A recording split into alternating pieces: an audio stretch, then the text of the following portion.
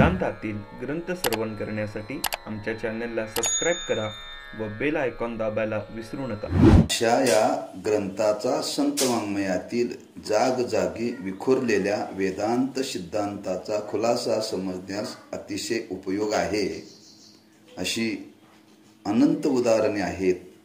वागणी दाखल काही ओव्यांचा विचार इथे यथामती मांडला आहे। असो मुक्षने जाणकाराकडून या प्रक्रिया ग्रंथाचे अध्ययन करावे, म्हणजे तर्कशुद्ध पद्धतीने ज्ञान होऊन वेदोपनिषदाची संतांची वचने बुद्धीत प्रकाशू लागतील व समन्वयात्मक अर्थपरिचयानंतर श्री गुरुकृपेने अर्थरूपता प्राप्त करून घ्यावी। शब्दपरिचय, अर्थपरिचय सम्यक समतोल सुमधुर समन्वयाने अर्थपरिचय होऊन जिज्ञासू अर्थरूपता अर्थात सत्याची समक्षता लावावी हीच प्रार्थना। एकंदर त्या ओव्याचा विचार मांडलेला आहे, पण ते आता तुम्हाला वाचून ओव्या कळणार नाहीत, सांगूनही कळणार नाहीत, पण ते पुढचे सिद्धांत आहेत ना। म्हणून मी तुम्हाला त्याचा विचार मांडणार नाही। फक्त अशा ओव्या आहेत, एक वागणी दाखल त्यांनी दिलेले आहेत। आपल्याला या ग्रंथाचं अध्ययन केल्यानंतर थोडी थोडी आपल्याला दृष्टी येईल की संत वाङ्मयामध्ये शास्त्र कसं विखुरलेलं आहे, किंबहुना शास्त्रच संतांनी समाजाच्या समोर आपल्या बोलीभाषेमध्ये सांगितलेलं आहे। पण ते कळलं पाहिजे ना पहिल्यांदा। म्हणून ते कळण्याकरता ह्या ग्रंथाचं अध्ययन करावं। या ग्रंथाचं अध्ययन करण्याने काय फायदा होईल, कोणाकडून करावं? ज्यांनी या ग्रंथाचं अध्ययन केलेलं आहे परंपरेनं, जाणकाराकडून हे करून घ्यावं। जसं ज्ञानोबा वर्णन केले, जानतेने गुरु भजिजे, जानतेने गुरु भजिजे। जानतेने म्हणजे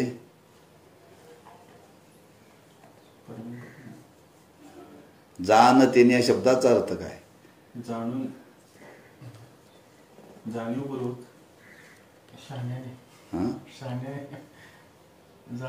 जाणकाराने। मग जाणकार कोणाला म्हणतात? परंपरागत जाणकार कोणाला म्हणतात? जाणत्यानेच गुरुची भक्ती करावी, अजाणत्याने करू नये। मग जाणता, पण हा पोरगा आता थोडा जाणता झालाय बरं का,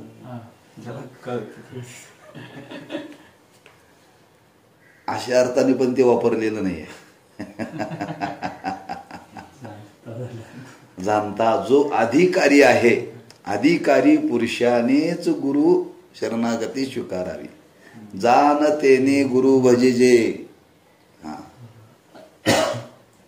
कोणीतरी गुरु भक्ती करून चालत नाही, त्याला शास्त्राविषयी आपल्या अंतकरणात श्रद्धा पाहिजे। ते ज्ञान मिळवण्याची, उद्धाराची त्याच्या अंतकरणामध्ये तळमळ पाहिजे, तरच। जसं व्यवहारामध्ये कोणाला कामावरती घेतलं जातं? जाणत्याला काय? त्यातला तो जाणता आहे त्याला, त्या क्षेत्रातला जो जाणता आहे त्याला, नुसता जाणता नव्हे बरं का। म्हणजे एक आकलन करण्याची त्याला योग्यता त्याच्या बुद्धीमध्ये प्राप्त झाली, त्याला जाणता म्हणतात। पण त्या क्षेत्रातला तो जाणता। हो,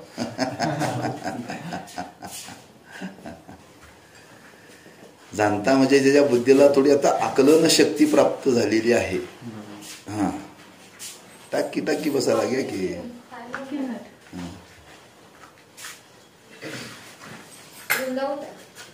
तुला माहिती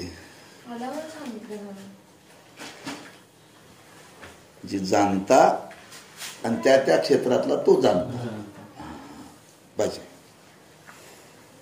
म्हणून ज्यानं ज्या क्षेत्रातलं जाणलेलं आहे त्याला ते विचार, ज्याला ज्या क्षेत्रातलं माहिती नाही त्याला ते विचारून काय उपयोग नाही। म्हणून त्या ग्रंथाचं जर अध्ययन करायचं असेल तर त्या ग्रंथाचा विषयी त्यानं अध्ययन केलेलं आहे, त्याच्याकडून हे जाणून घ्या. केवळ बुद्धीच्या द्वारे हा ग्रंथ कळत नाही. केवळ बुद्धीच्या द्वारे ग्रंथ हा कळत नाही बरं का. बरेच लोक म्हणतात आम्ही वाचून बघतो हो. पण नाही तसं समजत. कळत नाही ना. काही ते प्रश्न सोडून घ्यावे लागतात. म्हणून हा ग्रंथ जाणत्याकडून शिकला पाहिजे. जाणता कोणाला म्हणतात? हा विचार चाललाय बरं का. लोक म्हणतात हा थोडा मुलगा जाणता झालाय, त्याला जाणता म्हणत नाहीत. हा, जाणता म्हणजे त्याला बुद्धीला ग्रहण करण्याची योग्यता प्राप्त झालेली आहे. पण त्या त्या क्षेत्रातला तो जाणताय, त्याच्याकडून ते जाणण्याची ज्याला इच्छा आहे त्याला जाणता म्हणावा बरं का. म्हणून ते जाणून घेण्याने काय घडेल, त्यांनी 4 मुद्दे इथं सांगितलेत बरं का. एक शब्द परिचय, दुसरा अर्थ परिचय, तिसरा समन्वयक ज्ञान आणि चौथं अर्थरूपता. इथं शेवटचं मंगलाचरणाच्या अनुक्रमणिकेच्या आधी शेवटचं पान इथं. हा, तिथं शेवटचं पॅराग्राफ.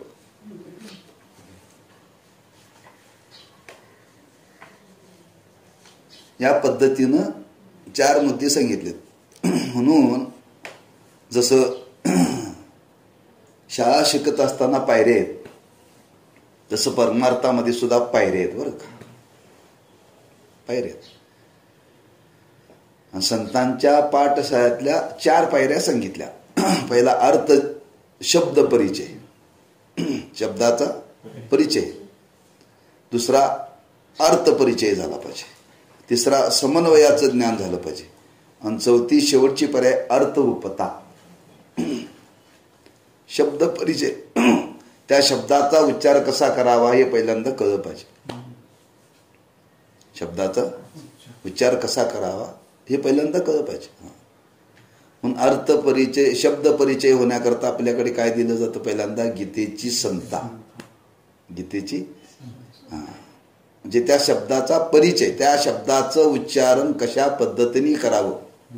पहिला शब्द परिचय झाला की पुढची पायरी अर्थ परिचय. त्याचा अर्थ काय, थांबायचं नाही, त्या पुढे गेलं पाहिजे. मला आता वाचायला येते, बाद झालं, आता काय तर पुढची गरज नाही.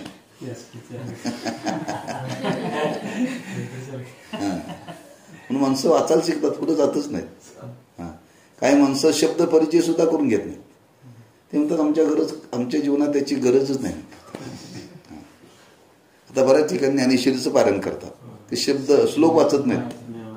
हा, शब्द टीका ज्ञानेश्वरी असं काय तर म्हणतात. हा, येत नाही तुम्हाला, पण कोणाकडे तर शिकून घ्या ना. शिकून घेत नाहीत. हा, म्हणजे शब्द परिचय करून घेतला पाहिजे. का म्हणाल तुम्ही शब्द परिचय करून घेण्याचं कारण आहे, त्या शब्दाचं काय सामर्थ्य आहे हे जर आपल्याला कळेल तर त्या शब्दाचा परिणाम आपल्या अंतःकरणावरती होतो बरं का. तर शब्दाचा परिचय जर आपल्याला नाही झाला तर ज्या पद्धतीने शब्द उच्चारण करायला पाहिजे त्याप्रमाणे ते उच्चारण घडत नाही. शब्द परिचय झाला तर आपल्याला एक उच्चाराची घनता प्राप्त होते. उच्चाराची घनता बरं का. त्या उच्चाराच्या घनतेचं असं वर्णन केलेलं आहे. एकदा प्रभू रामचंद्र आणि लक्ष्मण निघाले होते. आणि निघाल्यानंतर एक ठिकाणी हनुमंतराचं व्याख्यान चालू होतं. त्यावेळी प्रभूने लक्ष्मण सांगितलं, लक्ष्मणा हे बघ, हे जे व्याख्यान चालू ना, या शब्दामध्ये फार मोठं सामर्थ्य आहे. म्हणजे इथं उच्चाराची घनता आहे. एवढी उच्चाराची घनता आहे, हे शब्द जर शत्रूच्या कानावरती पडले तर शत्रूच्या हातातलं कधी शस्त्र निष्ठून पडलं त्याला कळणारच नाही. एवढी उच्चाराची घनता आहे मध्ये याच्या. त्यावेळी हनुमंतरायाचा परिचय व्हायचा होता. हनुमंतराय येण्याच्या अगोदरची म्हणजे उच्चाराची घनता सांगितली बरं का. म्हणून उच्चार माणसाचा चांगला असावा. म्हणून 3 गोष्टी, उच्चार, विचार आणि आचार, 3 गोष्टी नाही बघा. उच्चार, विचार, आचार. म्हणजे उच्चारही शुद्ध असावा, विचारही शुद्ध असावा आणि आचारही शुद्ध असावा. हा कारण बरेच लोक प्रयत्न करत नाहीत, पण उच्चारामध्ये फार मोठं सामर्थ्य आहे. दुसरा विचार सांगितला, उच्चाराची ओळख झाल्यानंतर, शब्द परिचय झाल्यानंतर अर्थपरिचय झाला पाहिजे. अर्थपरिचय झाला तर त्याचा आपली अधिक प्रवृत्ती त्याच्यामध्ये होते, जाणून घेण्याची इच्छा निर्माण होते. अर्थपरिचय झाला तर हा, नाही झाला तर त्याच्या मनावरती काय परिणाम होत नाही बरं का. एक श्रद्धावान माणूस होता आणि तो गुरूंच्या सान्निध्यात राहायचा, पण त्याला शब्दाचं काय अर्थाचा परिचय नव्हता. तो सेवा करायचा आणि सेवा करता करता करता त्याला गुरु म्हणले, काय तू गाढवायस काय रे?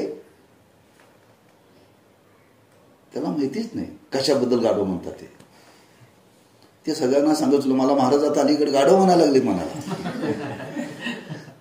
त्याला सुख नाही दुःख नाही बरं का.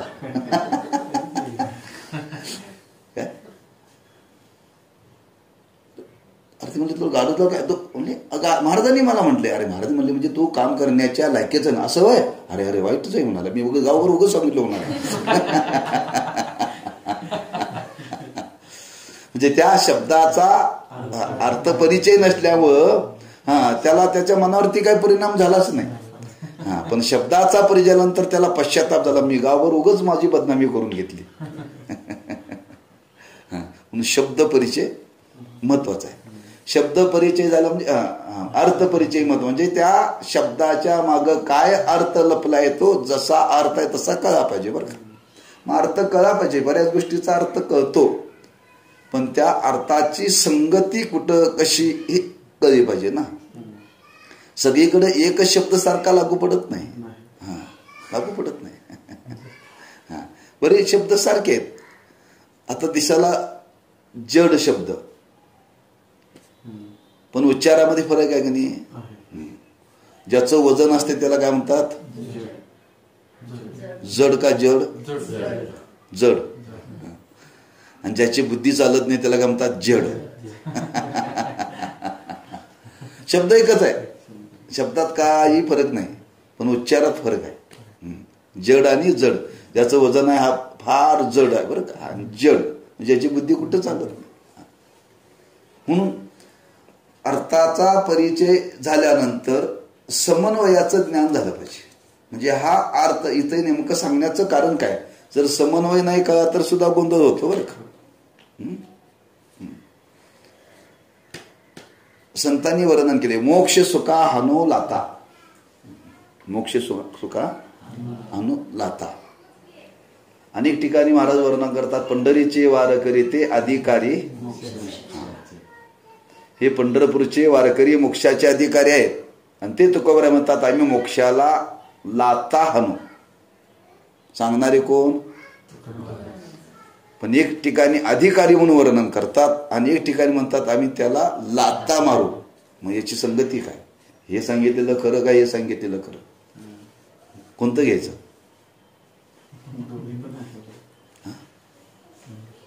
काही लोकांना याचा समन्वय नसल्यामुळे काही लोक म्हणतात आम्हाला मोक्षाची गरज नाही. तुकोबारांनी सांगितले मोक्ष सुखा हाणू लाता. बरेच वारकरी म्हणतात मोक्ष सुखा आम्हाला गरज नाही, मोक्षाची गरज नाही, तर विचारसागर कशाला शिकायचं म्हणतात ते. विचारसागर कशाला शिकायचं, शास्त्रीय ग्रंथ कशाला, गरजच नाही आम्हाला म्हणतात ते. अरे गरज कोणाला नाही. तिथं तुकोबाराय म्हणजे मोक्ष सुखा हाणू लाता कोणी म्हटलं, कशा करता म्हटलं, त्याचा समन्वय लक्षात घ्या ना. ज्याला मोक्षानंतर आता भक्ती सुख भोगायचं आहे,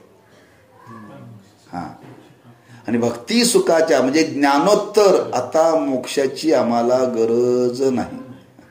आम्हाला तो मोक्ष नको. आता नको ब्रह्मज्ञान आत्मस्थिती भाव मी भक्त तू देव ऐशे करी. समन्वय करा पाहिजे, गोंधळ होतोय. हा असे बरेच आहेत ना. आता महाराजांचंच प्रमाण आहे, संतांचे संगती न करावा वास. तुकोबरांचा अभंग आहे. एका ठिकाणी म्हणतात, बैसता संतांचे संगती कळवा आले कमलापती आपली कोणीच नव्हती निश्चय चित्ती दृढ झाला. संत संगतीचे काय सांगू सुख. एका बाजूला सांगता संत संगती करा आणि एका बाजूला सांगता संत संगती करू नका. संतांचे संगती न करावा वास, एखादा गुणदोषी येईल अंगा. आपला जर अधिकार नसेल आणि अधिकार नसताना तुम्ही जर एखाद्या ठिकाणी गेला तर माणसं अनधिकारी गुणाचा स्वीकार करण्याच्या ऐवजी अवगुणाचा स्वीकार करतात. तर ते तुम्ही जाऊच नका, तिथं जाऊच नका. हा तुमची ती योग्यता नाही आहे. योग्यता नसताना तुम्ही तिथं गुणाचा स्वीकार न करता तिथं तुम्ही अवगुणाचा स्वीकार कराल आणि अवगुणाचा स्वीकार जर तुमच्या जीवनामध्ये घडेल तर तुमचा घात होईल. त्याच्यापेक्षा संगती न केलेली बरी. तुम्ही आहे तिथंच बरे. हा संतांची संगती न करावा वास, एखादा गुणदोष येईल अंगा. एखाद्याला विचारलं काय रे, ते मला मी महाराजांच्या बरोबर 12 वर्ष होतो. 12 वर्ष होतो. काय केलं, काय नाही, महाराज जेवायला बसले की महाराजांच्या पाटाला पाठ, ताटाला ताट. कुठेही महाराज निघाले की बॅग घेऊन बरोबर. मग पाठ सुरू झाला की मी झोपत होतो. म्हणून काय पाठ सुरू झाला की मी झोपत होतो. मग काय घेतलं नाहीस काय, घेतलं महाराजांच्याकडून. म्हटलं हे घेतलं म्हणून. महाराज अजून बनवून आळस आला की तंबाखू खायचे, तेवढंच त्यांच्याकडून शिकलो.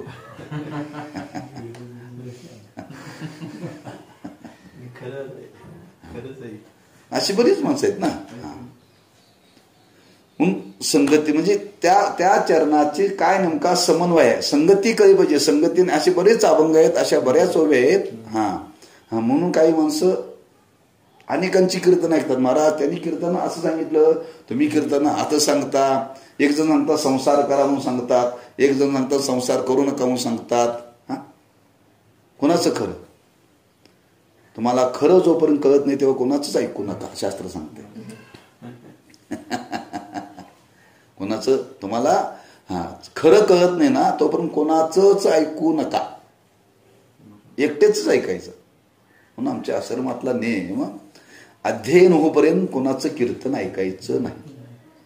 कीर्तन ऐकायचं नाही. 2 मुलं आळंदीत गेली आणि आली 2-3 तासांनी. महाराजांनी कुठे गेलता कीर्तन ऐकायला? बॅगा पेट्या घ्या आणि घराकडे जायचं म्हटले. नाही म्हणले, पेटी घ्यायची आणि घराकडे जायचं, थांबायची नाही म्हणले. हो महाराज आम्ही जाता म्हणजे थांबायची देते.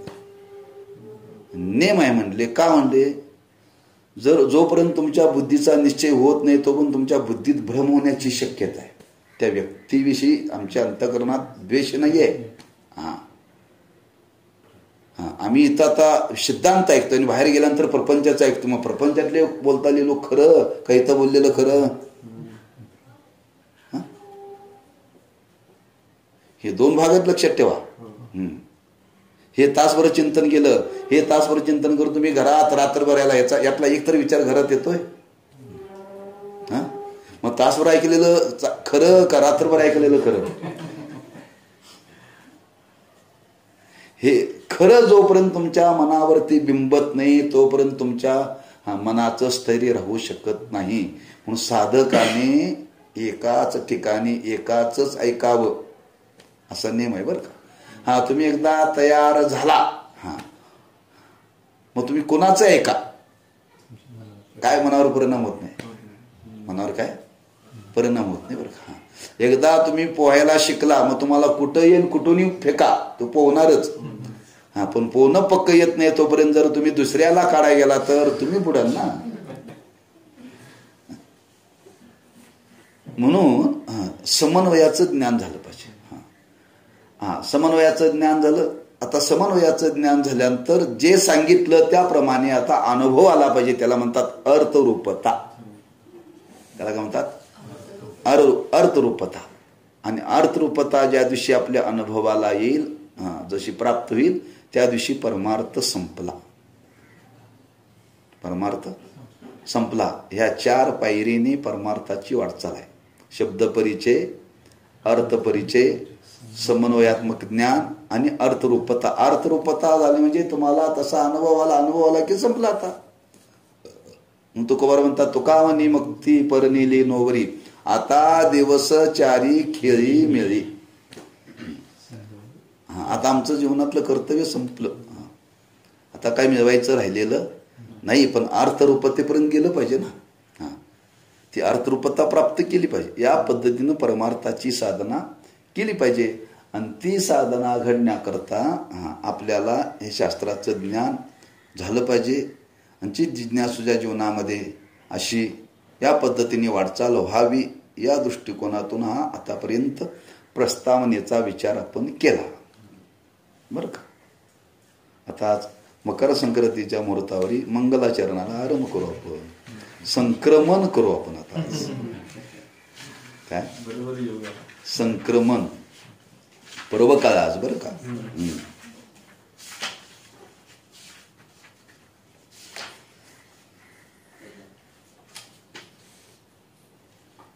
आज मकर राशीमध्ये सूर्याचा प्रवेश होतो. बरं का.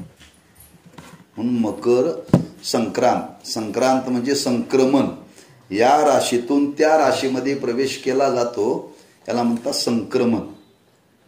म्हणून मकर राशीमध्ये आज सूर्याचा प्रवेश होतो. तो प्रवेश होण्याचा कालावधी सूर्योदयापासून सूर्यास्तापर्यंत आहे. त्याला पर्वकाळ म्हणतात. आणि या पर्वकाळात जो आज कुणी नामस्मरण करेल त्याला 4 पट पुण्य मिळतंय.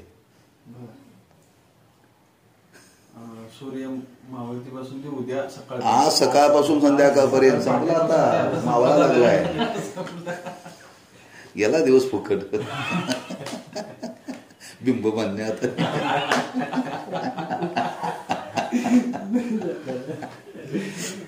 आज पर काय हो.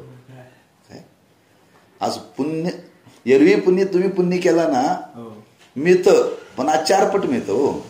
जसं ते बँकेमध्ये मुहूर्त आला की दिवाळीच्या मुहूर्तावरती व्याजदर जादा मिळतोय. एखाद्या दुकानात वस्तू मिळते ती निम्म्यानं मिळते. तसं पर्व काळामध्ये सुद्धा अशी योजना आहे. तुम्ही उद्या नामस्मरण केलं तर पुण्य मिळतं, पण 1 पट्टीनंच. पण आज नामस्मरण केलं की ते 2 पट्टीनं, 3 पट्टीनं, 4 पट्टीनं मिळतं. म्हणून पर्व काळ कधी वाया घालवायचा नसतो. आता गेला आपला राहिला तासभर सूर्यास्ताला. संक्रमण.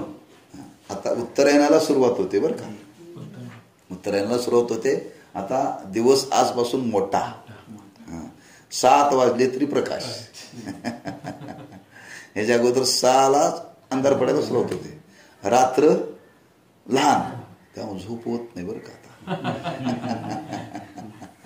दिवस मोठा, रात्र लहान. 5:30लाच विचारते हो. आम्हाला उठायची सवय 7ला. झोप पूर्ण होत नाही. पण एक चांगलं की दिवस मोठा असल्यामुळे काम करायला ज्यादा मिळतंय. बरं का. काम करायला ज्यादा मिळतंय. म्हणून हे संक्रमणाचा काल आहे. संक्रमण करावं म्हणजे काय करावं, विचाराचं संक्रमण झालं पाहिजे.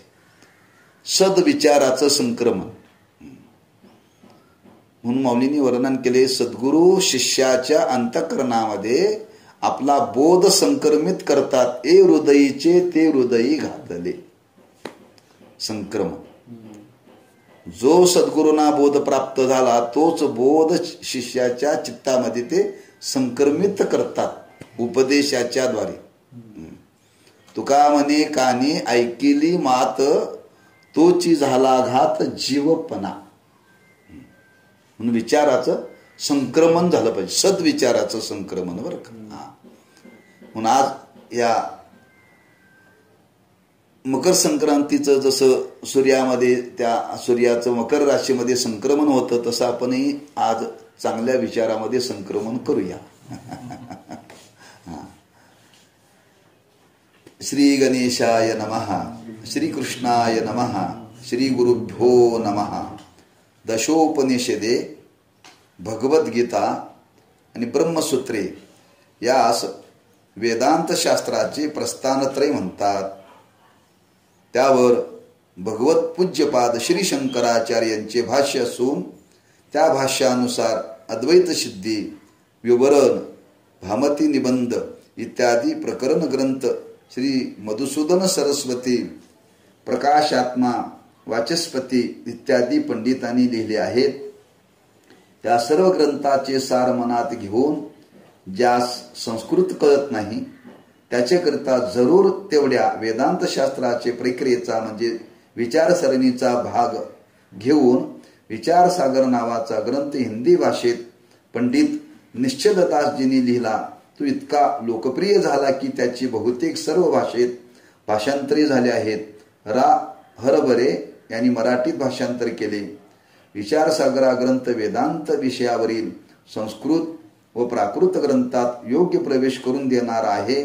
त्याचे वारंवार चिंतन केल्यापासून ते रहस्य मनात आले. ते ग्रंथातील पुनरुक्तीचा भाग गाळून व गुढार्थाचा खुलासा करून प्रचलित असलेल्या अगदी सरळ मराठी भाषेत सांगण्याचा प्रयत्न केला आहे.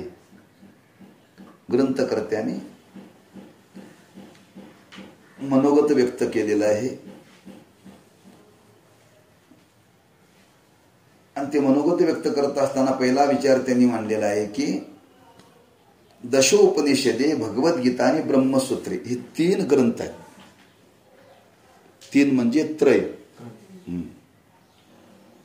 पुढे शब्द वापरलाय प्रस्थानत्रय. वेदांत शास्त्राचे प्रस्थानत्रय. प्रस्थान म्हणजे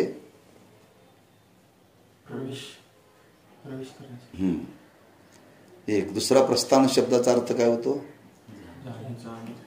मार्गस्थ होणे. आता ते हिंदीमध्ये सांगतं रेल्वे प्रस्थान हो रहे है, रेल्वे स्टेशनला गेल्यानंतर. बरं का? प्रस्थान म्हणजे जाण्याचा मार्ग, या मार्गाने ती जाणार आहे. तुम्हाला देवाकडे नेण्याचा मार्ग सांगणारे हे 3 ग्रंथ आहेत. प्रस्थानत्रय आपल्या स्वरूपाकडे जाण्याकरता. लोक म्हणतात दिंडीचं प्रस्थान पंढरपूरकडे झाले, म्हणजे पंढरपूरच्या मार्गाला दिंडी निघाली, आळंदीच्या मार्गाला दिंडी निघाली. प्रस्थान. माऊलीचा पालखी सोहळ्याचं प्रस्थान. आता माऊली पंढरपुरावर निघाल्या आळंदीहून. प्रस्थान म्हणजे त्या मार्गानं निघाल्या. कोणत्या मार्गाला जायचं आहे? पंढरपूरला जायचं आहे. पंढरपूरला जाण्याकरता त्या मार्गाने चालले. तसं आपल्याला आपल्या स्वरूपाकडे जायचं आहे. त्या स्वरूपाकडे जाण्याकरता ज्या ग्रंथांनी मार्ग सांगितले ते 3 ग्रंथ मुख्य आहेत. 3 प्रस्थानत्रय. बरं का? काय शब्द वापरला? म्हणजे त्या मार्गाकडे जाण्याचा योग्य मार्गदर्शन करणारे हे मूळ 3 ग्रंथ आहेत. आणि 3ही ग्रंथ संस्कृत आहेत. 3ही ग्रंथ संस्कृत आहेत. म्हणजे याला संस्कृत प्रस्थानत्रयी म्हणतात. संस्कृत प्रस्थानत्रयी म्हणतात. आणि याच्यावरती 3 मराठी ग्रंथ लिहिले, त्याला मराठी प्रस्थानत्रयी म्हणतात. ज्ञानेश्वरी, एकनाथी भागवत आणि तुकाराम महाराजांची गाथा, याला मराठी प्रस्थानत्रयी म्हणतात. एक संस्कृत आणि एक मराठी. तुम्ही म्हणाले 2 भाग का झाले? जे संस्कृत शिकणारे आहेत ते मराठीचा विचार करत नाहीत. आणि ज्यांना संस्कृत येत नाही त्यांच्याकरता मराठीची गरज आहे. मूळ पहिल्यांदा सगळे ग्रंथ संस्कृतमध्येच आहेत बरं का. वेद म्हणजे उपनिषद संस्कृतच आहे. पुराण सुद्धा सगळी संस्कृतच आहे. महाभारत हे संस्कृतच आहे. श्रीमद भागवतही संस्कृत आहे. एकही ग्रंथ मराठीत नाही. सगळे संस्कृतच आहे बरं का. म्हणून संस्कृताचं अध्ययन करणारे पूर्वी फार लोक होते. तेव्हा मराठी लोक अध्ययन करतच नव्हते, संस्कृतच. म्हणून पहिल्यापासून संस्कृतला फार महत्त्व. का? पहिल्यांदा जी उत्पत्ती झाली ती संस्कृत भाषेची झालेली आहे. त्याच्यातून मराठी निर्माण झाली. म्हणून तुम्ही आजही काशीला गेला की मराठी ग्रंथाचं, हिंदी ग्रंथाचं अध्ययन नाही, संस्कृत ग्रंथाचंच. हा विचारसागर तिथं कोणी शिकवत नाही. काशीमध्ये का तो हिंदी आहे. ते फक्त तिथं संस्कृत शिकवतात. हा. आपल्याकडे संस्कृत शिकवत नाही. का येतच नाही शिकवतील सगळं मराठीच. पण आता ते संस्कृत शिकणारे असतील किंवा मराठी शिकणारे असतील त्याच्याकरता त्या त्या ग्रंथाचं स्वरूप सांगितलेलं आहे. 3 ग्रंथ आपल्याला ह्या वेदांत शास्त्रामध्ये प्रवेश करून देतात. आपल्याला आपल्या स्वरूपाचं ज्ञान करून देतात. हे जर आपल्याला कळेल तर आपण त्या स्वरूपाच्या प्राप्तीकरता प्रयत्न करू. आणि 3 ग्रंथ सांगितले. प्रस्थानत्रयी म्हणतात बरं का. एक संस्कृत प्रस्थानत्रयी आणि दुसरी प्राकृत प्रस्थानत्रयी. मूळ ग्रंथ हे याच्यावरती शंकराचार्यांनी भाष्य केलंय. 3 वरती बरं का. हा उपनिषदावरती भाष्य केलेलं आहे. त्यानंतर गीतेवरती भाष्य केलेलं आहे आणि ब्रह्मसूत्रावरती भाष्य केलं. पहिलं भाष्य करणारे शंकराचार्य या 3 ग्रंथावरती. म्हणून ज्ञानोबांनी वर्णन केले भाष्यकारा ते वाट पुसतू. ज्ञानेश्वरीमध्ये ज्ञानेश्वरी लिहिताना ज्ञानोबांनी विचारलं माऊली तुम्ही कुणाचं अनुकरण केलं. तर ज्ञानेश्वर महाराज बोट करतात भाष्यकारा ते वाट पुसतो. भाष्यकार म्हणजे शंकराचार्य. हा शंकराचार्य ज्या मार्गाने गेले त्याच मार्गाने मी चाललोय.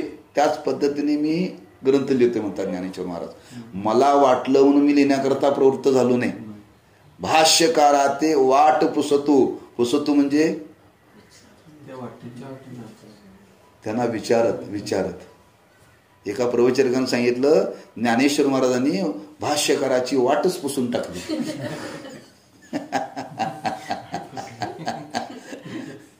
काय भाष्यकारा ते हा ज्ञानेश्वर महाराजांनी सांगायच्या वाटा पुसून काढल्याने आपलीच वाट काढली म्हणजे. अरे असं नाही. पुसतू म्हणजे विचारत. त्यांना विचारणा केली म्हणजे आता ज्ञानेश्वर महाराजांच्या काळामध्ये शंकराचार्य होते का नव्हते. मग कसं का त्यांनी पुसलं. त्यांचे ग्रंथ डोळ्यासमोर ठेवले. त्यांचा विचार डोळ्यासमोर ठेवला. हा त्यांनी ज्या पद्धतीने या ग्रंथाचं आज विश्लेषण केलं हा त्याच पद्धतीने त्यांच्याच पावलावरती पाऊल ठेवून आम्ही हा विचार स्वीकारला बरं का. हा हा त्याच्यामध्येच आहे की. हो नमनामध्येच आहे. गीतेच्या नमनामध्येच आहे ना. म्हणजे इथं एक सांगायचं आहे संतांना जे शंकराचार्य सांगितलं तेच आम्ही सांगितलं. आम्ही दुसरं सांगितलेलं नाही. त्यांच्यानी आमच्या सांगण्यामध्ये एकच वाक्यता आहे. अनेकता नाहीये. एकच वाक्यता. म्हणून तिथं ज्ञानोबांनी सांगितलं मी ज्ञानेश्वरी सारखा ग्रंथ जर लिहित असलो तरी मला वाटलं म्हणलेलं नाही मी याच्या अगोदर भाष्यकारा ते वाट पुसतो हा असं वर्णन केले बरं. व्यासांचा मागोवा घेतो. व्यास महर्षी त्याच्या अगोदर व्यास महर्षी पहिले व्यास महर्षी त्यानंतर भाष्यकार शंकराचार्य. हा उपनिषद म्हणजे वेदातलाच भाग बरं का. उपनिषद म्हणजे वेदातलाच भाग. हा वेद भगवंताच्या श्वासोश्वासातून जन्माला आला आणि त्याला अक्षरबद्ध करण्याचं काम व्यासाने केलं बरं का. वेद व्यास म्हणतात त्याला. काय म्हणतात वेदव्यास. हा भगवंताच्या ते श्वासोश्वासातून प्रकट झाले. हा पण ते अक्षरबद्ध केले. जसं भगवंताच्या श्वासोश्वासातून ते प्रकट झाले तसंच्या तसं पुन्हा व्यासाने त्याला अक्षरबद्ध केलं बरं का. म्हणजे त्यांचा एवढा अधिकार होता. जसे देव बोलले तसं त्यांना दिसत होतं बरं का. जसं देव बोलले ना तसं त्यांना दिसत होतं. आणि तेच अक्षरबद्ध करून त्यांनी 4 भाग केले वेदाचे व्यासाने. मूळ व्यासाने पहिल्यांदा ही ग्रंथरचना केली बरं का. त्याच्यानंतर सगळ्यांनी. वेदाच्या आधी कोणताही ग्रंथ नाही. वेदाच्या आधी कोणताही वेदाच्या नंतर सगळे बरं का. हा वेदाच्या आधाराने सगळे ग्रंथ. हा वेदाला धरून सगळे ग्रंथ बरं का. आता कोणी जर एखादा ग्रंथ लिहित असेल हा, तो वेदाला धरून असेल तर वाचावा, वेदाच्या विरुद्ध असेल तर तो वाचू नये. इथं सांगायचं आहे ग्रंथकर्त्यांना, आम्ही जा हा ग्रंथ आता शिकणार आहे याच्या अगोदर त्या पुरुषांनी आधी या वेदाच्याच आधाराने हे सगळं लिहिलंय बरं का. आणि त्याला अनुसरूनच आम्ही आज अभ्यास करतोय, वेगळं काय आम्हाला सांगायचं नाहीये. म्हणून या 3 ग्रंथाचा उल्लेख केलेला आहे पहिल्यांदा. 3 ग्रंथाचा उल्लेख केलेला आहे. म्हणून हे 3 ग्रंथावरती भाष्य केलं, शंकराचार्यांनी केलं. शंकराचार्यांनी केल्यानंतर पुण्यानंतर त्याच्यानंतर बऱ्याच लोकांनी केलं, कोणी कोणी केलं त्याची यादी दिलेली आहे. ह्या भाष्यानुसार काही आणखी ग्रंथ निर्माण झाले. अद्वैत सिद्धी विवरण, भामती निबंध. जे शंकराचार्यांनी भाष्य लिहिलं त्या भाष्याला धरून पुढचे ग्रंथ झाले बरं का. मग ते लिहिणारे कोण? श्री मधुसूदन सरस्वती, प्रकाशात्मा, वाचस्पती ही त्यांची नाव आहे. म्हणजे एकाच आधाराने सगळे ग्रंथ जन्माला आले. म्हणून सर्वांच्या सांगण्यामध्ये एक वाक्यता आहे. म्हणजे जे वेदाने सांगितलं तेच शंकराचार्य सांगतात, जे शंकराचार्य सांगतात तेच शास्त्रकार सांगतात, जे शास्त्रकार सांगतात तेच संत सांगतात. दुसरं कोणी वेगळं सांगण्यामध्ये नाही बरं का. जसं संतवाङ्मयामध्ये वर्णन केले. काय वर्णन केले? सर्व सुखाचे आगर बाप रकुमा देवीवर. कोण म्हणतंय? ज्ञानेश्वर महाराज. ज्ञानेश्वर महाराज काय म्हणतात? सर्व सुखाचा आगर कोण आहे? देव आहे, असं ज्ञानेश्वर महाराजांचं म्हणणं आहे. तेच म्हणणं कोणी सांगितलं? सर्व सुखाचे आगर म्हणे नरहरी सोनार. नरहरी सोनार सुद्धा काय म्हणतात? सर्व सुखाचा आगर पांडुरंगच आहे. जनाबाई सुद्धा तेच म्हणते, सर्व सुखाचे आगर जनी म्हणे शारंगधर. 3 वेगळे बरं का. ज्ञानेश्वर महाराज कधी झाले? संत नरहरी महाराज कधी झाले? जनाबाई कधी झाले? पुढे झाले बरं का. पण तिघांच्या सांगण्यामध्ये एक वाक्याचाच आहे. जे ज्ञानेश्वर महाराज सांगतात सर्व सुख कुठं आहे, तेच नरहरी सोनार सांगतात, ते जनाबाई सांगतात. बरोबर आहे. म्हणजे एक वाक्यता आहे. आम्ही काय सांगतो? एक म्हणतो अरे खाण्यामध्ये सुख आहे, एक म्हणतो हे पिण्यात सुख आहे बरं. एक म्हणतो हे गप्पा मारण्यात सुख आहे. बरोबर. म्हणजे प्रत्येक जण वेगळं वेगळं सांगतो बरं का. पण सर्वांचं एक मात्र सगळ्यांचं एक मत आहे. कुठं? ते म्हणतो झोपेत सुख आहे बरं का. झोपेत सुख आहे. म्हणून लोकांना झोप आवडते, त्याला वाटते. म्हणून काही माणसं कीर्तन सुद्धा झोपतात का. तुम्ही ते म्हणतात, तुम्ही सांगितलं झोपेमध्ये सुख आहे ना, झोपेमध्ये सुख आहे. तात्पर्य हे दशोपनिषदे, भगवद्गीता आणि ब्रह्मसूत्र हे 3 संस्कृत ग्रंथ आहेत. आणि या 3 ग्रंथामध्ये भगवंताच्या प्राप्तीच्या संबंधाने विचार मांडलेला आहे. आणि याच्याच आधाराने बाकीचे सगळे ग्रंथ प्रगट झाले. या सर्वाच्याच आधाराने आम्ही सुद्धा हा विचारसागर ग्रंथ आज लिहिण्याकरता प्रवृत्त झालो. म्हणजे आमच्या लिहिण्याच्या मागे सुद्धा मूळ आधार कोणाचा आहे? वेदाचा आहे. म्हणून तो त्याचा पण स्वीकार जीवनामध्ये करावा. म्हणून त्या ग्रंथाचं भाषांतर करण्याकरता पंडित निश्चलदासजी यांनी जो उपनिषदाचा विचार आहे, जो ब्रह्मसूत्राचा विचार आहे, जो भगवद्गीतेचा विचार आहे, तोच विचार अधिक स्पष्ट रूपाने सर्वसामान्याने करण्याकरता त्यांनी तो हिंदी भाषेमध्ये पहिल्यांदा लिहिला. हिंदी भाषेमध्ये प्रगट केला. नंतर या नंतर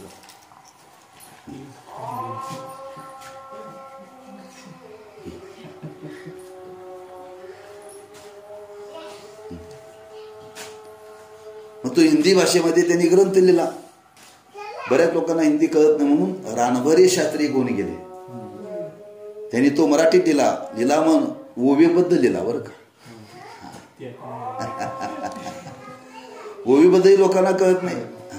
मग त्या ओवीबद्दावरती परत दादा महाराज साखरे यांनी मराठीमध्ये लिहिलं.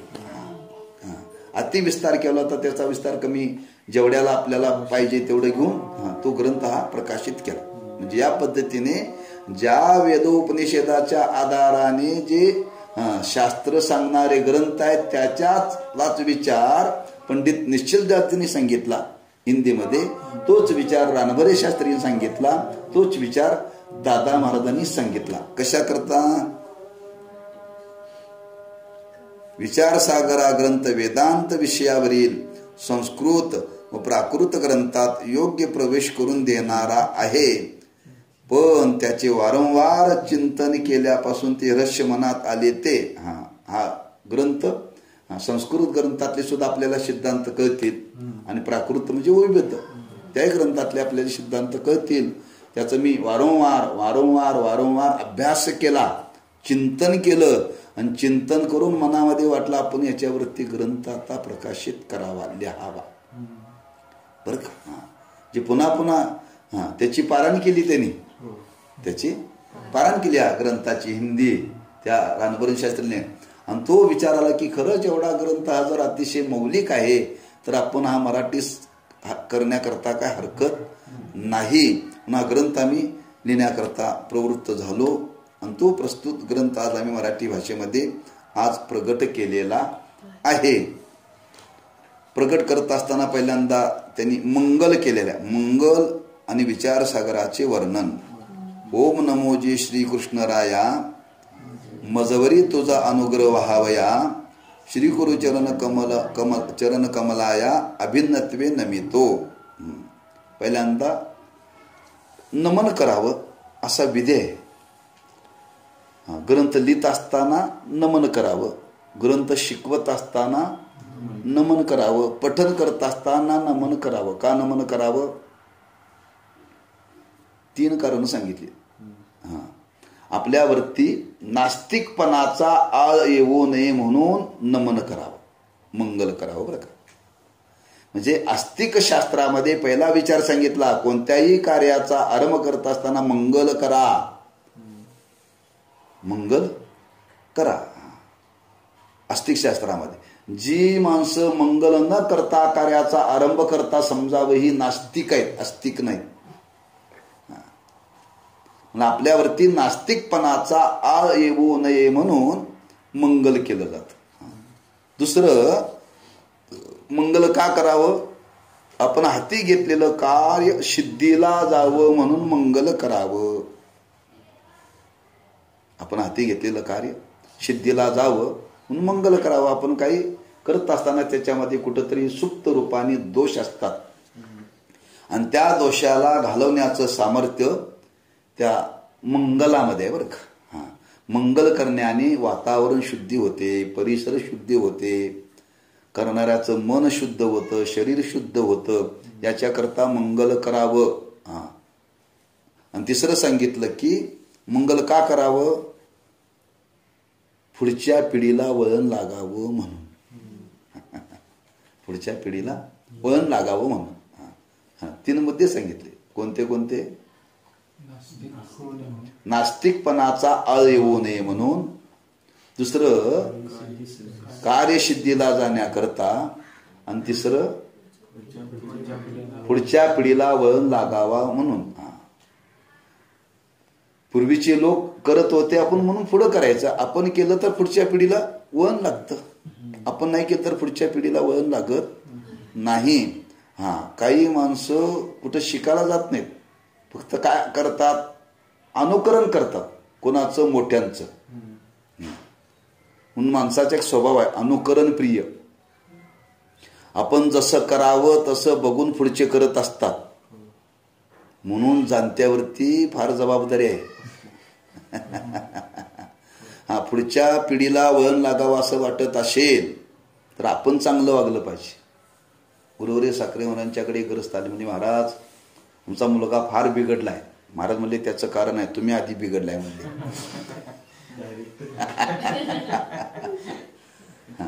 तुम्ही बिघडला म्हणून तुमचा मुलगा बिघडला. म्हणून तुम्हाला एक वाक्य सांगतो म्हटले महाराज त्यांना, तुमची मुलं जर बिघडू नये असं जर वाटत असेल तर कमीत कमी मुलांच्या देखत तरी चांगलं वागायला शिका. लहान मुलांच्या समोर शिव्या द्यायच्या नाही का, ते बघून शिकतात हो. आपण जे करल ते करतात. म्हणून मोठ्यांच्या देखत तरी चांगलं वागायला शिका. म्हणजे बाजूला गेल्यानंतर कसंही वागा असा त्याचा अर्थ नाही. कारण ते अनुकरण करतात. काय करतात? अनुकरण करतात बरं का. कधी कधी ती लहान मुलं म्हणतात, मी शर्ट काढणार आहे का, आबाने शर्ट काढलाय बरं का, आबाने शर्ट काढलाय. मग कधी नसलं ते बाबाने शर्ट काढला नाही म्हणतात ते. मोठे बंधूंना बाबा म्हणतात आणि मला आबा म्हणतात. मी कमी नेहमी शर्ट काढून बसतो, ते म्हणतात बघा आबाने शर्ट काढला, मी काढणार. त्यांना काढा म्हणून सांगितलं का, बघून अनुकरण करतात बरं का.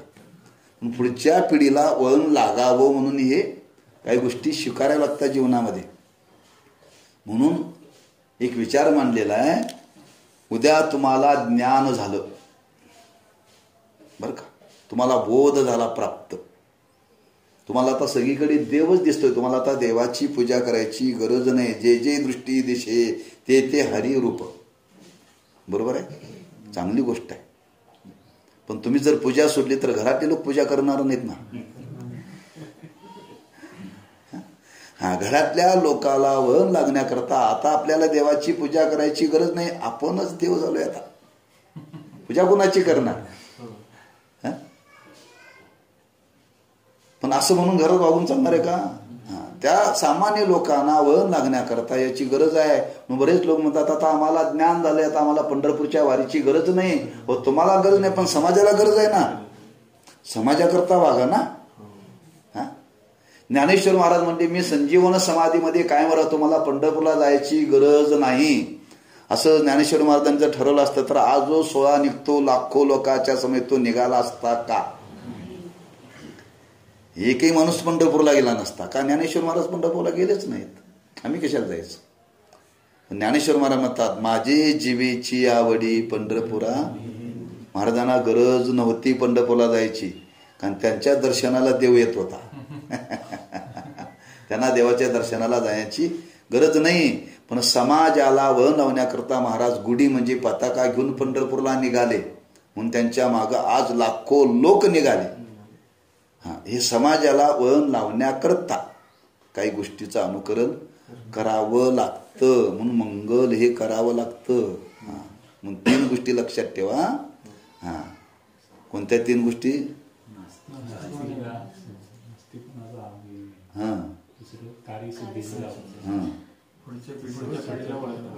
म्हणून काही गोष्टी रोज पाहाव्या लागतात घरात. आपल्या घरातली माणसं आपल्या देखत चांगली वागावी असं वाटत असेल तर आपण चांगलं वागलं पाहिजे. तुझा मुलगा जर 6 वाजता उठावा असं वाटत असेल तर तू किती वाजता उठला पाहिजेस. ते पोरगं म्हणते आमचा बाबाच 7ला उठतोय, मी कशाला 6ला उठवून. ते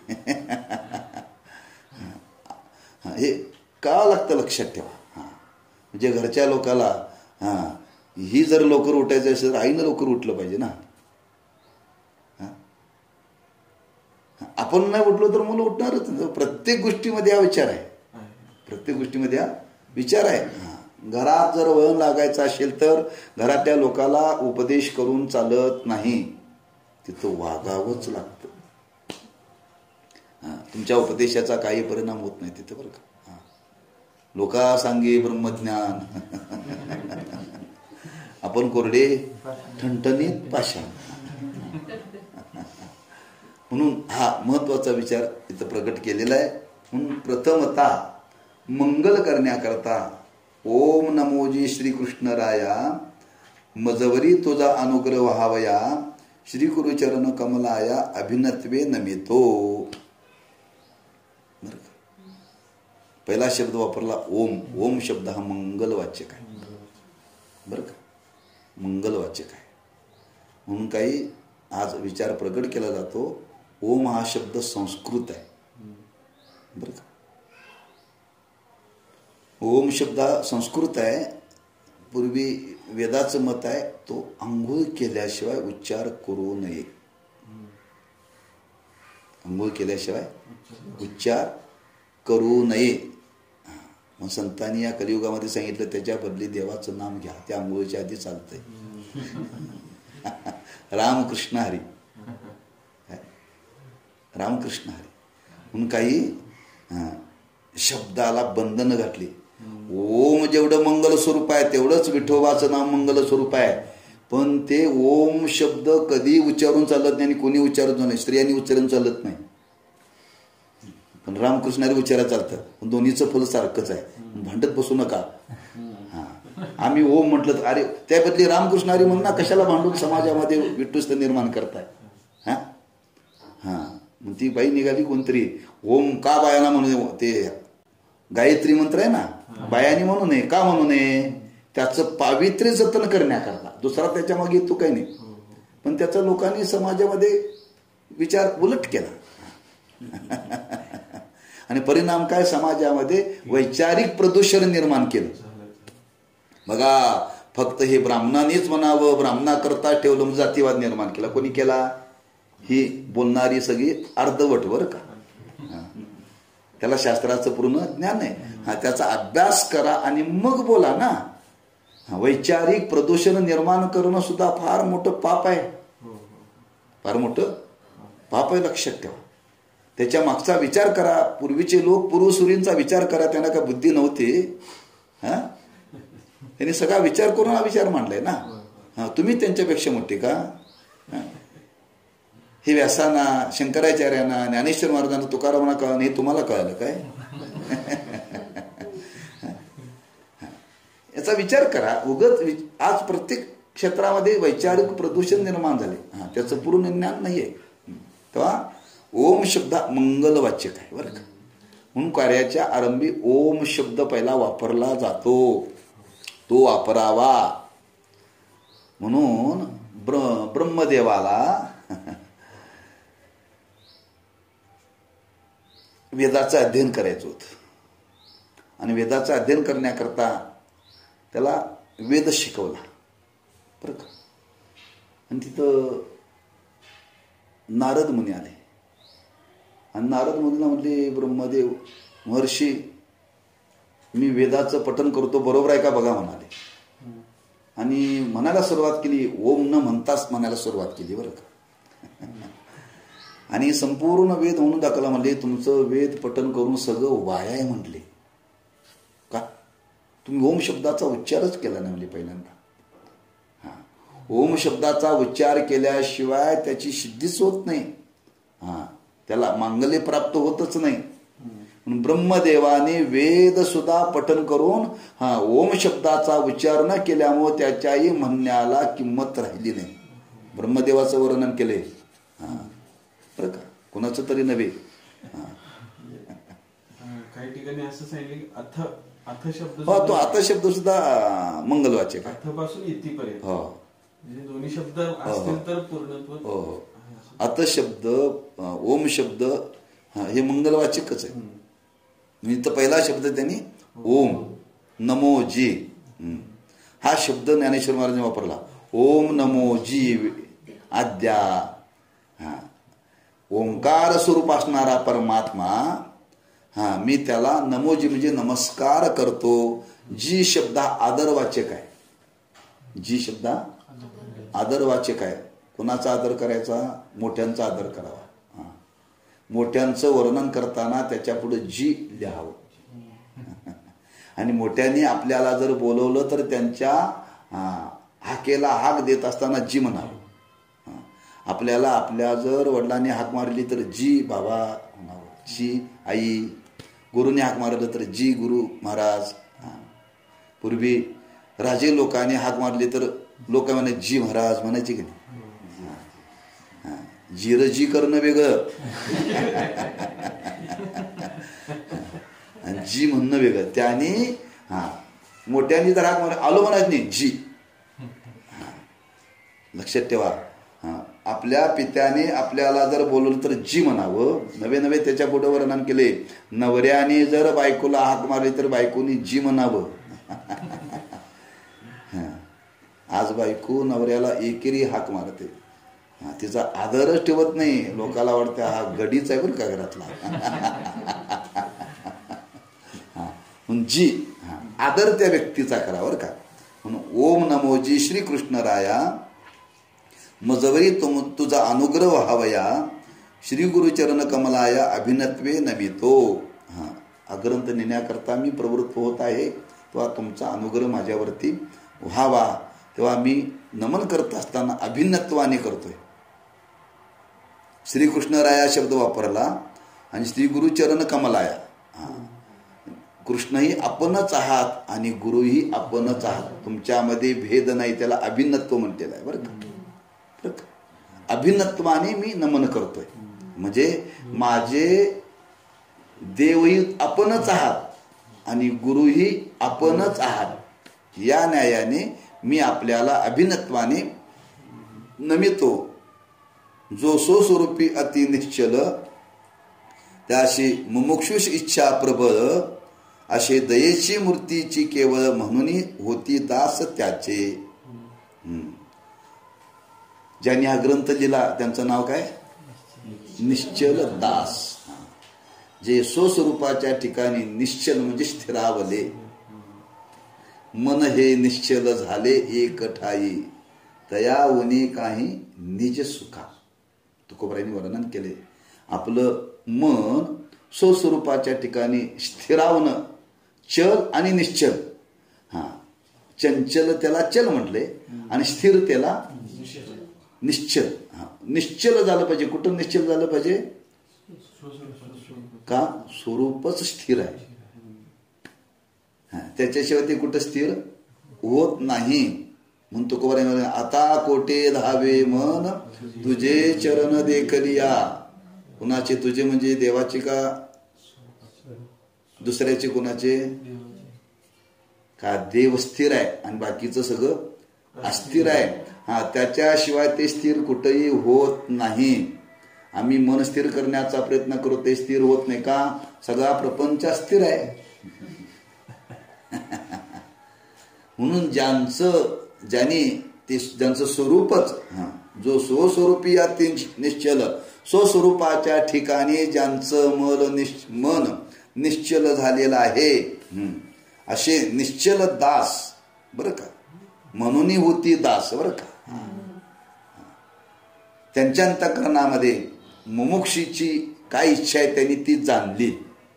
जे स्वस्वरूपाच्या ठिकाणी निश्चल झालेत, हा म्हणजे आपल्या बोधामध्ये ते रमलेले आहेत.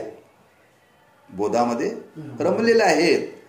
आता त्यांना कोणाची देणं घेणं नाही. तुका म्हणे आम्हा एकांताचा वास ब्रह्मी ब्रह्मरस शिवू सदा. तुकोबारा म्हणतात आम्ही आता एकांतामध्ये ब्रह्मानंद सेवन करतोय. आम्हाला आता जगाचं देणं घेणं नाही. जग तिकडे खड्ड्यात जाऊ.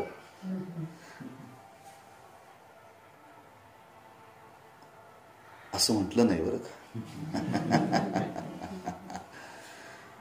आता ते ब्रह्मानंदामध्ये आहेत, पण त्यांना वाटलं या जगामध्ये काही मुमुक्षु आहे. त्यांची इच्छा पाहिली, त्यांची तळमळ आहे, आम्ही याच्यातून बाहेर कसं निघू, आम्हाला या संसारातून बाहेर पडायचं आहे. त्या मुमुक्षीकडे पाहिल्यानंतर त्यांच्या अंतःकरणामध्ये दया निर्माण झाली. काय निर्माण झाली? दया निर्माण झाली. आणि त्या दयेतून यांनी हे ग्रंथ सांगण्याकरता प्रवृत्त झाले. दया झाल्याशिवाय सांगण्याकरता मनुष्य प्रवृत्त होत नाही. अंतःकरणाला पाजर फुटावा लागतो, लक्षात ठेवा. आणि गोष्ट सांगतात गुरुवरी महाराज. एक ग्रस्त रस्त्याने चालले होते आणि रस्त्याने जात असताना एक मनुष्य रस्त्यामध्ये पडला होता.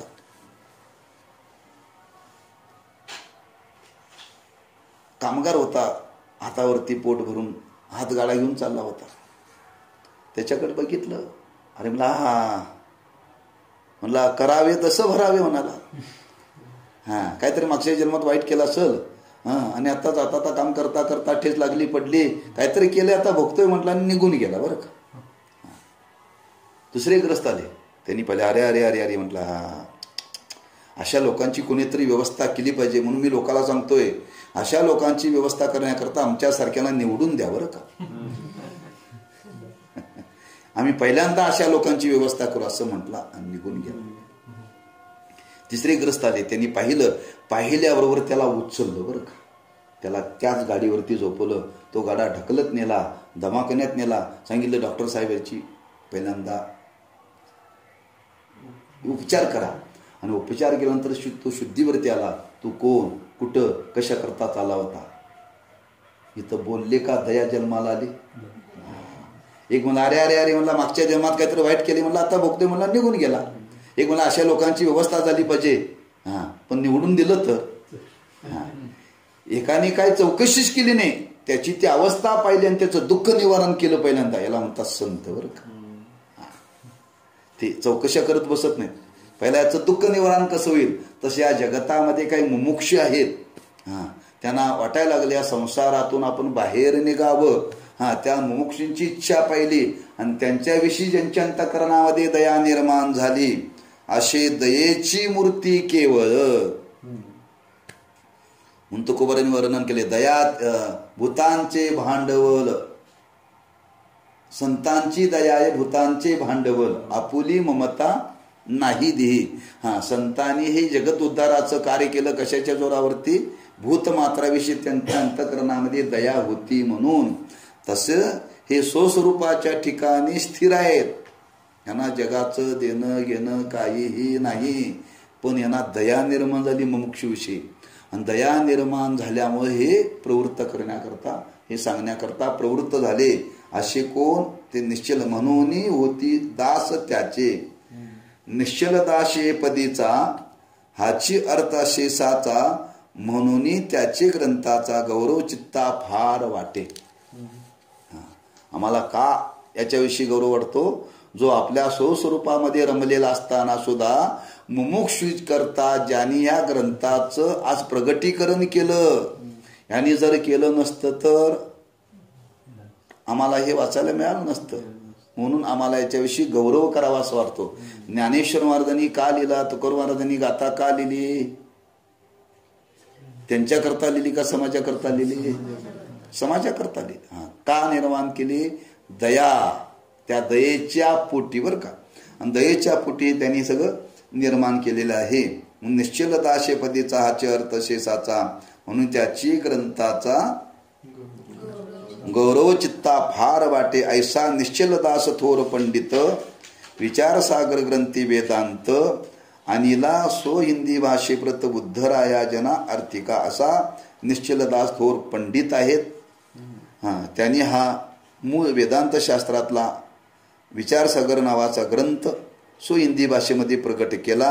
कशा करता, उद्धराया जना अर्थिका. अर्थिका म्हणजे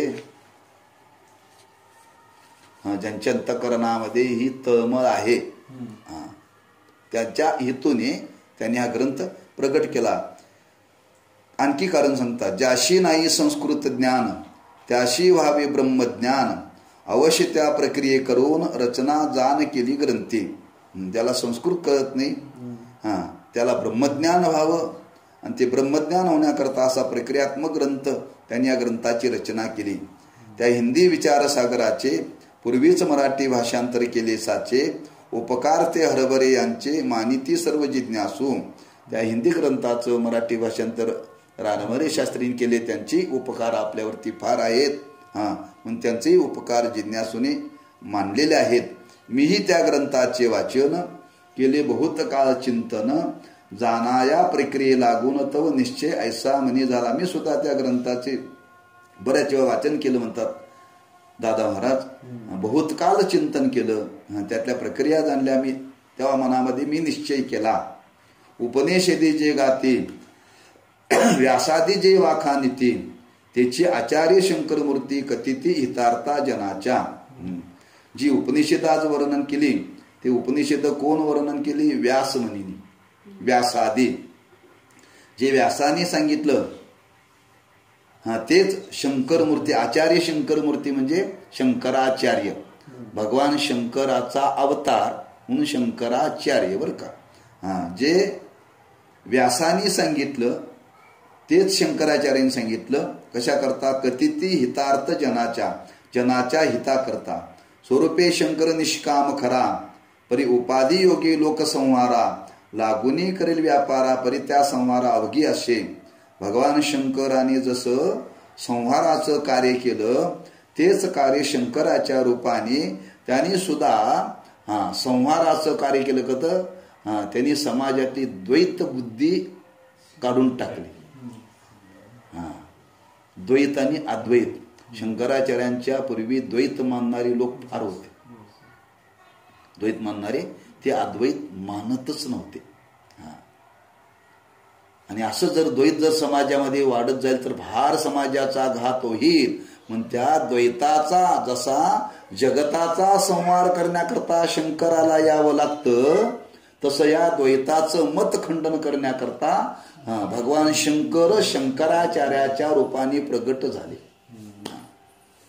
संहारावया लागे म्हणून परी उपाधी लोकसंहारा लागुनी करल व्यापारा परी त्या संहारा अवघ्याशे. प्रस्तुत द्वैतमत संहाराचे कर्म करावया प्रवृत्तेसाचे परिचारी शिष्यास यतीचे सोंग घेऊन प्रगटला.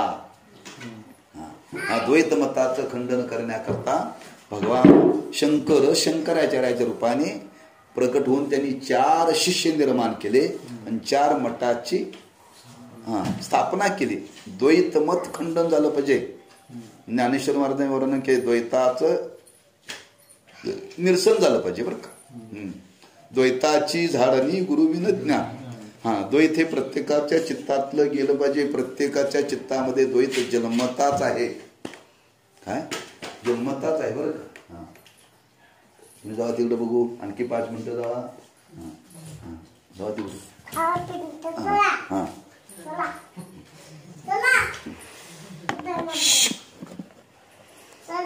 द्वैतमत त्याचा निवारण केलं पाहिजे का. द्वैत प्रत्येकाच्या अंतःकरणामध्ये स्वाभाविक आहे. त्याला अनेक उदाहरण दिली जातात बघा. लहान मुलं आहे ते लहान मूल आईचं स्तनपान करतं. ते स्तनपान करताना काय करतं आपल्या गालावर मारत नाही आईच्या गालावर मारते बरं का. महिन्याचं 6 महिन्याचं मूल आहे ते स्वतःच्या गालावर मारत. माझा गाल वेगळा आणि आईचा गाल वेगळा हे 6 महिन्याच्या मुलाला कळतंय. कुठे शिकाय घेतं ते.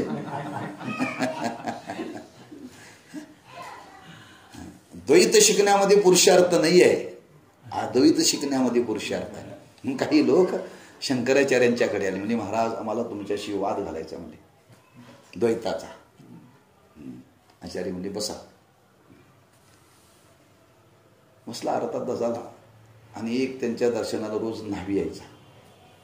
शंकराचार्यांच्या दर्शनाला तो रोज दर्शनाला आल्यावर न्हावी दादा आज तुम्ही प्रवचन करायला या व्यासपीठावरती बसा.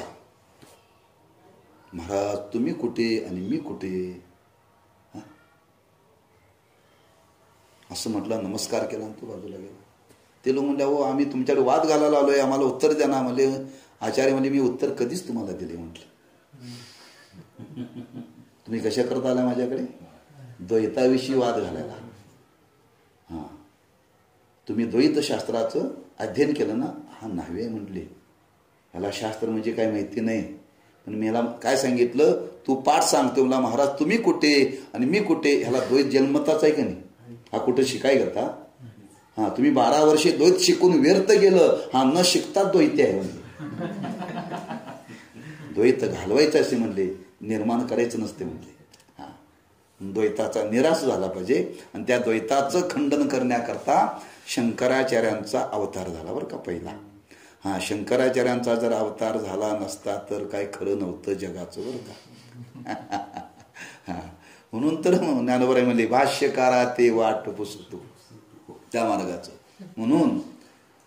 म्हणून प्रस्तुत द्वैतमत संवाराचे कर्म करावया प्रवृत्तेसाचे परिचारी शिष्यास यतीचे सोंग घेऊन प्रगटला. 4 शिष्यास शंकराचार्य प्रगट झाले. शंकराचार्य नामी यतीने सांख्य न्यायादी दर्शने नास्तिक बौद्धादी गहने खंडन केली सर्वार्थी.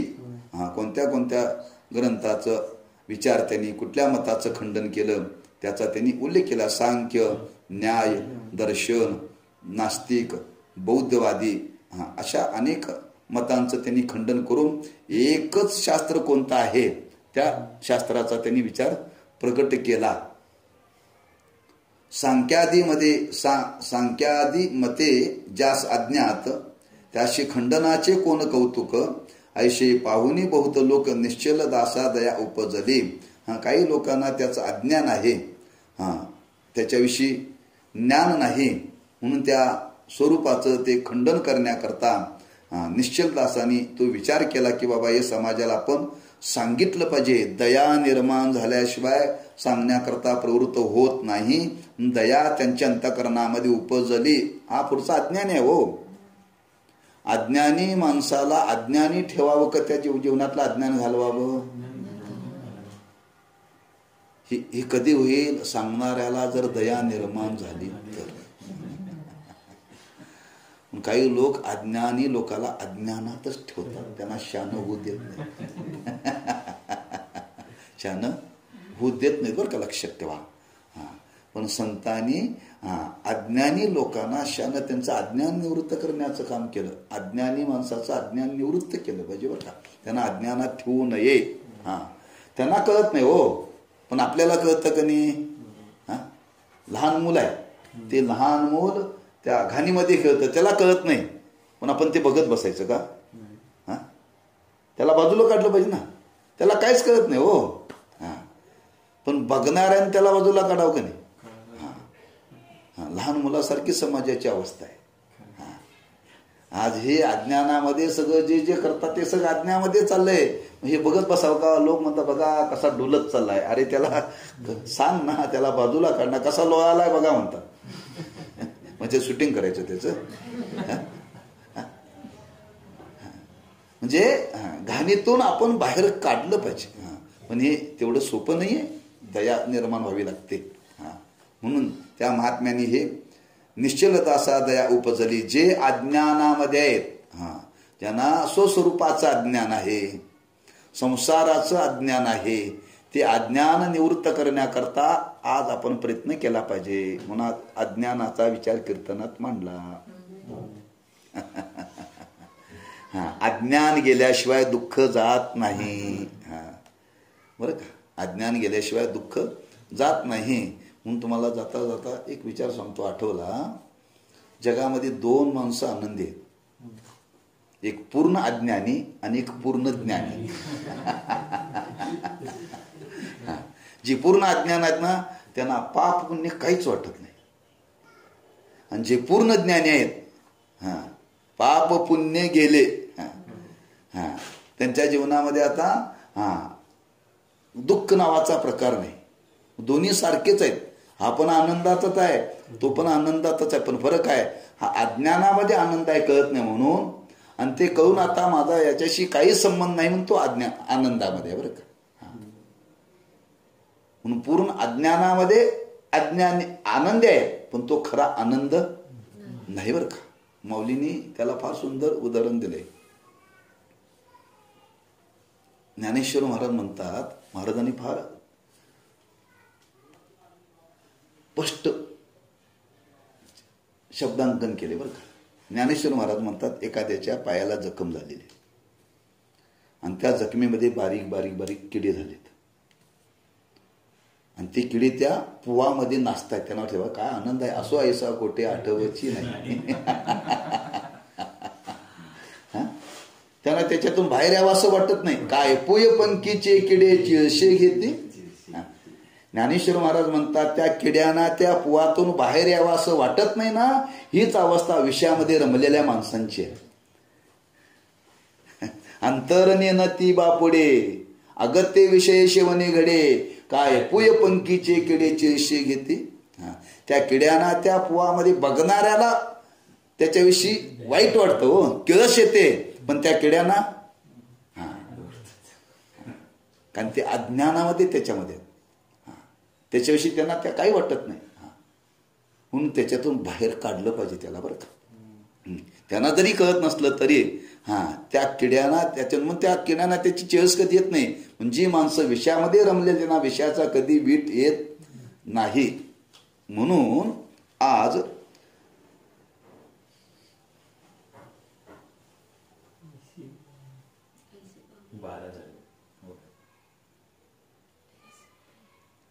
या अज्ञानी लोकांना ही दिशा देण्याकरता त्यांच्या अंतकरणामध्ये दया निर्माण झाली. ऐशी दया येऊनी मनात अद्वैताची प्रक्रिया चित्तात जाणूनी विचार सागरा आत अवश्य तेवढी वर्णिली. म्हणून अशी दया त्यांच्या अंतकरणामध्ये निर्माण झाली. तेव्हा द्वैताचा विचार बाजूला सोडून अद्वैताची प्रक्रिया चित्तात ठेवून आणून विचार सागर या ग्रंथामध्ये अवश्य तेवढे सिद्धांत स्वीकारले. विचार सागरीचे रहस्य मनी येताचे आनंद न माये त्रिभुवनी तिची द्यावया सवंगड्या लागुनी ग्रंथा प्रवृत्ती झाली माझी. तेव्हा या पद्धतीने या ग्रंथाचं मी चिंतन केलं आणि मी लिहिण्याकरता प्रवृत्त झालो. तेव्हा फार आनंद झाला म्हणतात. आनंद न माये त्रिभुवनी असा चांगला विचार सवंगड्यांना म्हणजे आपल्या मित्रांना आपल्या सख्यांना देण्याकरता आज मला इच्छा झाली. या आनंदाला पारावार नाही म्हणतात महाराज बर का. चांगला विचार देण्याकरता आज प्रवृत्ती माझ्या अंतकरणामध्ये झाली. मूळ ग्रंथीचे मुख्य धोरण न सोडिता रहस्य संपूर्ण करेल श्री गुरुकृपा पूर्ण असता मनोगत सिद्धी जाय. म्हणून मूळ ग्रंथीचा जे मुख्य धोरण आहे ते न सोडता श्री गुरूंच्या कृपेनं हे मनोगत सिद्धीला आज जात आहे. हरभरे यांचे मराठी ग्रंथी दोहा जागी ओव्या असती रहस्य सांगावया प्रति आवश्यकता त्याशी भाषणा. म्हणून काही सिद्धांत सांगितल्यामुळं त्यांच्या ओव्यामध्ये काही दोहे होते ते दोहे पण आम्ही ह्याच्यामध्ये घेतले नाही. काची आवश्यकता वाटली नाही म्हणून फक्त सिद्धांतिक विचार आम्ही तेवढा घेतला. म्हणून मोकळेची बोलेन आता सखोल संती अवदानाची ओल द्यावी. मग आता हे मोकळे शुद्ध विचार आम्ही सांगण्याकरता सखोल विचार सांगण्याकरता प्रवृत्त झालेलो आहोत. आपण त्याचा स्वीकार करावा ऐशी प्रार्थना करिता संताते तो अनुग्रह करुनी श्री गुरुनाथे आज्ञा केली श्रीमंते ग्रंथा लागी नारायणे. या पद्धतीने संतांना प्रार्थना करून त्यांच्या अनुग्रहाने श्रीगुरूंच्या आज्ञेनं हा ग्रंथ लिहिण्याकरता आम्ही प्रवृत्त झालो. ग्रंथा लागी नारायणे. नारायणे म्हणजे दादा महाराज साखरे यांचं नाव काय विनायक साखरे आणि त्यांच्या वडिलांचं नाव नारायण नाना महाराज साखरे. त्यांनी वडिलांनाच गुरु मानलं तेवढे ते ज्ञानीच होते. तेवढे ते ग्रंथालागी नारायणे त्यांना त्याच गुरुनी मला आज्ञा केली त्यांच्याजवळ मी प्रार्थना केली आणि त्यांच्या आज्ञेतून हा ग्रंथ लिहिण्याकरता मी प्रवृत्त झालो. असं एकंदर इतिहास या उभीतला या ग्रंथाच्या संबंधाने आपला प्रगट केलेला आहे.